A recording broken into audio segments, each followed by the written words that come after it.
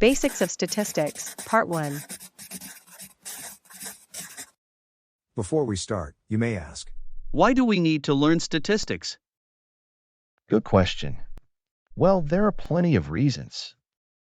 In your profession, statistics is important when you want to make sure your lab results are right on spot. In the laboratory, you need to ensure the tests and equipment are working correctly. Statistics helps in establishing quality control processes, thereby ensuring the reliability and validity of lab results. It is also essential for reading, interpreting, and applying the findings of quantitative research articles. This is especially important for evidence-based practice, which by learning statistics, you're able to critically evaluate scientific literature and applying new findings to your practice. And one day, you might do your own research and write your own article, which will be easier if you have a grasp of statistics. And the first thing you need to know about statistics is to understand variables and their types. Well, a population refers to a group of people who have something in common. For example, here, the population of Company X refers to all the employees who work there. Now imagine the head of company wants to evaluate the efficacy of employees. Then he decided to get a random sample of employees for this survey. Sample refers to a smaller group of population who can represent the characteristics of that population.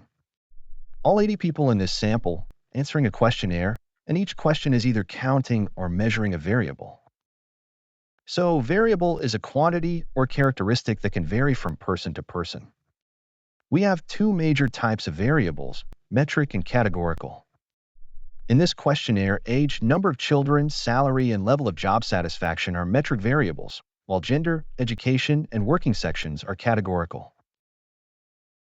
Metric variables are either continuous or discrete, while categorical variables can be dichotomous, nominal, or ordinal. Continuous variables have units and can be presented with decimals. Discrete variables cannot have decimals.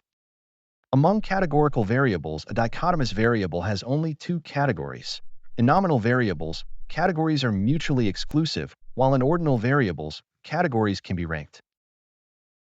Okay, let's have a recap. Variables are either metric or categorical. Metric variables typically have a unit, such as kilograms. If a metric variable can be represented with decimals, it's continuous.